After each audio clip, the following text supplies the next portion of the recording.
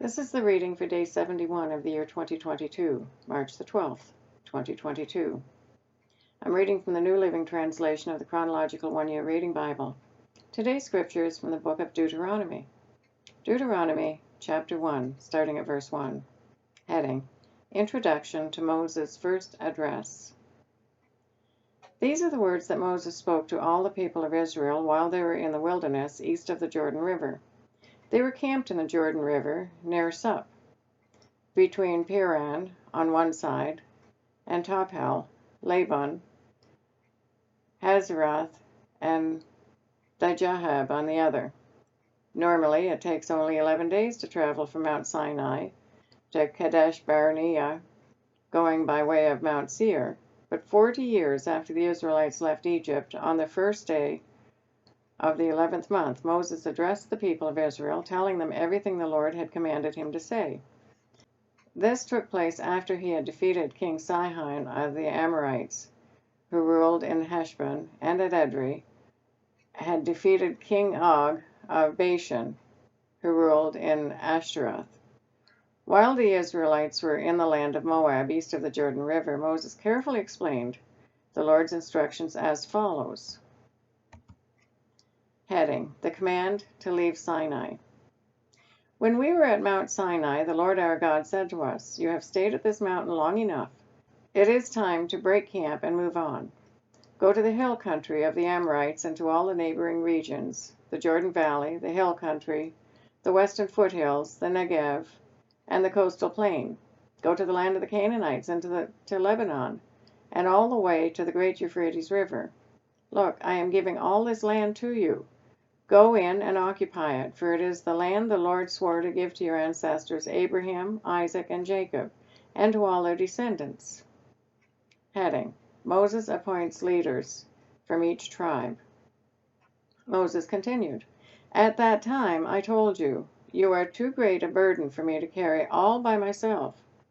The Lord your God has increased your population, making you as numerous as the stars. And may the Lord, the God of your ancestors, multiply you 1,000 times more and bless you as he has promised. But you are such a heavy load to carry. How can I deal with all your problems and bickering? Choose some well-respected men from each tribe who are known for their wisdom and understanding, and I will appoint them as your leaders." Then you responded, "Your plan is a good one." So I took the wise and respected men you had selected from your tribes and appointed them to serve as judges and officials over you. Some were responsible for 1,000 people, some for 100, some for 50, and some for 10. At that time I instructed the judges, "You must hear the cases of your fellow Israelites and the foreigners living among you. Be perfectly fair in your decisions and impartial in your judgments. Hear the cases of those who are poor as well as those who are rich. Don't be afraid of anyone's anger, for the decision you make is God's decision. Bring me any cases that are too difficult for you, and I will handle them." At that time I gave you instructions about everything you were to do. Heading: Scouts explore the land. Then, just as the Lord our God commanded us, we left Mount Sinai and traveled through the great and terrifying wilderness, as you yourselves remember, and headed toward the hill country of the Amorites. When we arrived at Kadesh Barnea, I said to you, "You have now reached the hill country of the Amorites that the Lord our God is giving us. Look, he has placed the land in front of you. Go and occupy it as the Lord, the God of your ancestors, has promised you. Don't be afraid. Don't be discouraged." But you all came to me and said, "First, let's send out scouts to explore the land for us. They will advise us on the best route to take and which towns we should enter." This seemed like a good idea to me, so I chose 12 scouts, one from each of your tribes.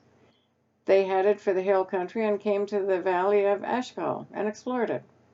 They picked some of its fruit and brought it back to us, and they reported, "The land the Lord our God is given us is indeed a good land." Heading: Israel's rebellion against the Lord. But you rebelled against the command of the Lord your God and refused to go in. You complained in your tents and said, "The Lord must hate us. That's why he has brought us here out of Egypt, to hand us over to the Amorites to be slaughtered. Where can we go? Our brothers have demoralized us with their report." They tell us the people of the land are taller and more powerful than we are, and their towns are large, with walls rising high into the sky. We even saw giants there, the descendants of Anak. But I said to you, don't be shocked or afraid of them. The Lord your God is going ahead of you. He will fight for you, just as you saw him do in Egypt. And you saw how the Lord your God cared for you all along the way as we traveled through the wilderness, just as a father cares for his child. Now he has brought you to this place. But even after all he did, you refuse to trust the Lord your God. He goes before you, looking for the best places to camp, guiding you with a pillar of fire by night and a pillar of cloud by day. When the Lord heard you complaining, he became very angry. So he solemnly swore, not one of you from this wicked generation will live to see the good land I swore to give your ancestors, except Caleb, son of Jephunneh. He will see this land because he has followed the Lord completely. I will give to him and his descendants some of the very land he explored during his scouting mission. And the Lord was also angry with me because of you. He said to me, Moses, not even you will enter the promised land. Instead, your assistant, Joshua, son of Nun, will lead the people into the land. Encourage him, for he will lead Israel as they take possession of it. I will give the land to your little ones, your innocent children. You were afraid they would be captured, but they will be the ones who occupy it. As for you, turn around now and go back through the wilderness toward the Red Sea. Then you confessed, we have sinned against the Lord. We will go into the land and fight for it, as the Lord our God has commanded us. So your men strapped on their weapons, thinking it would be easy to attack the hill country. But the Lord told me to tell you, do not attack, for I am not with you.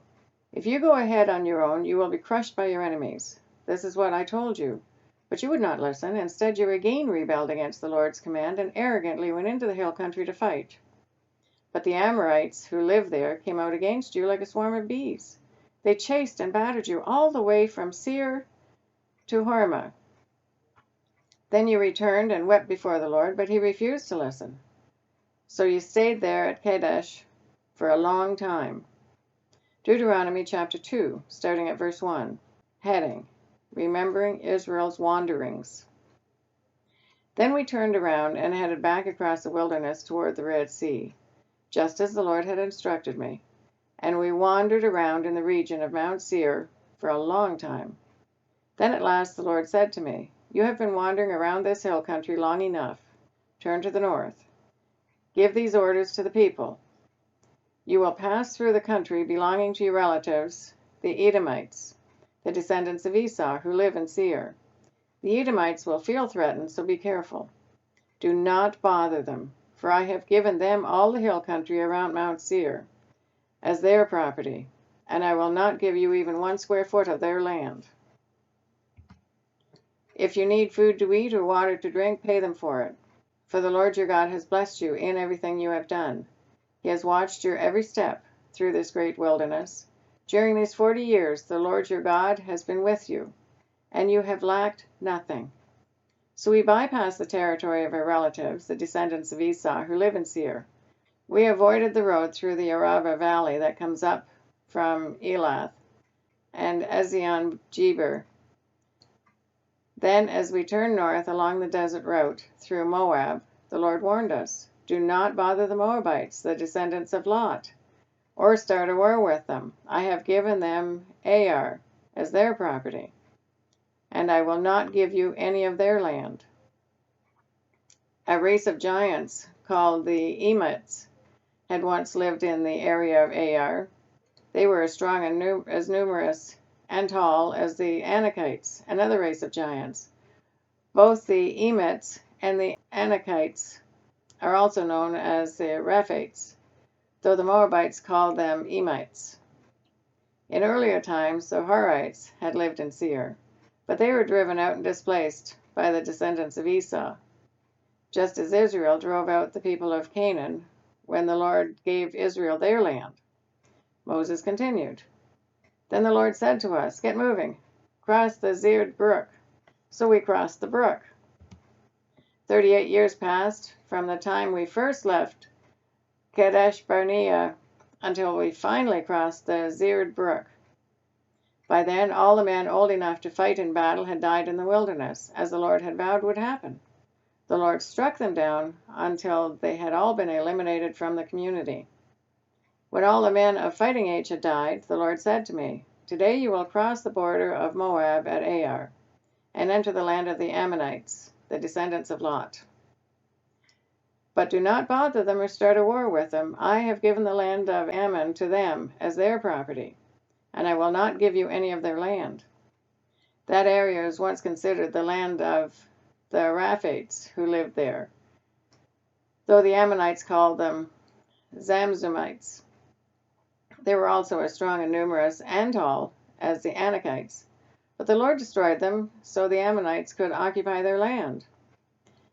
They had done the same as the descendants of Esau who live in Seir, for he destroyed the Horites, so they could settle there in their place. The descendants of Esau live there to this day. A similar thing happened when the Kephtorites from Crete invaded and destroyed the Avites, who had lived in the villages in the area of Gaza. Moses continued. Then the Lord said, "Now get moving. Cross the Arnon Gorge. Look, I will hand over to you Sihon, the Amorite king of Heshbon, and I will give you his land. Attack him and begin to occupy the land. Beginning today, I will make people throughout the earth terrified because of you. When they hear reports about you, they will tremble with dread and fear." Heading: Victory over Sihon of Heshbon. Moses continued.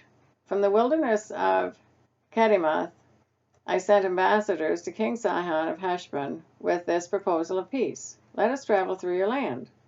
We will stay on the main road and won't turn off into the fields on either side. Sell us food to eat and water to drink, and we'll pay you for it. All we want is permission to pass through your land. The descendants of Esau who live in Seir allowed us to go through their country, and so did the Moabites who live in Ar. Let us pass through until we cross the Jordan into the land the Lord our God is giving us." But King Sihon of Heshbon refused to allow us to pass through, because the Lord your God made Sihon stubborn and defiant, so he could help you defeat him, as he has now done. Then the Lord said to me, "Look, I have begun to hand King Sihon and his land over to you. Begin now to conquer and occupy his land." Then King Sihon declared war on us and mobilized his forces at Hahez. But the Lord our God handed him over to us, and we crushed him, his sons, and all his people. We conquered all his towns and completely destroyed everyone, men, women, and children. Not a single person was spared. We took all the livestock as plunder for ourselves, along with anything of value from the towns we ransacked. The Lord our God has helped us conquer Aor on the edge of the Arnon Gorge, and the town in the gorge, and the whole area as far as Gilead.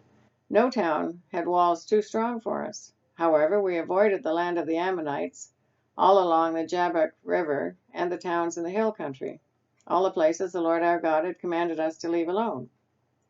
Deuteronomy chapter 3, starting at verse 1, heading: Victory over Og of Bashan. Next we turned and headed for the land of Bashan, where King Og and his entire army attacked us at Edrei. But the Lord told me, "Do not be afraid of him, for I have given you victory over Og and his entire army, and I will give you all his land. Treat him just as you treated King Sihon of the Amorites, who ruled in Heshbon." So the Lord our God handed King Og and all his people over to us, and we killed them all. Not a single person survived. We conquered all 60 of his towns, the entire Argob region in his kingdom of Bashan. Not a single town escaped our conquest. These towns were all fortified with high walls and barred gates. We also took many unwalled villages at the same time. We completely destroyed the kingdom of Bashan, just as we had destroyed King Sihon of Heshbon. We destroyed all the people in every town we conquered, men, women, and children alike. But we kept all the livestock for ourselves and took plunder from all the towns. So we took the land of the 2 Amorite kings east of the Jordan River, all the way from the Arnon Gorge to Mount Hermon. Mount Hermon is called Sirion by the Sidonians, and the Amorites call it Senir. We had now conquered all the cities on the plateau and all Gilead and Bashan, as far as the towns of Salcah and Edrei, which were part of Og's kingdom in Bashan. King Og of Bashan was the last survivor of the giant Rephites.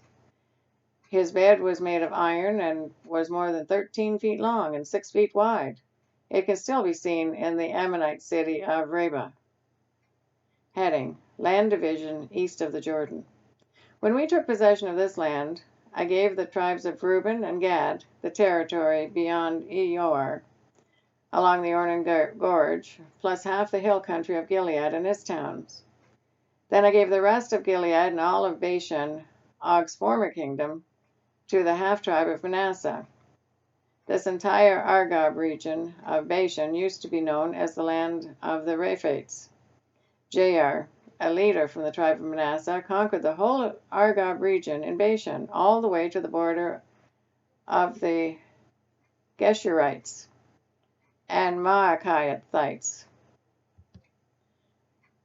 Jair renamed this region after himself, calling it the towns of Jair, as it is still known today.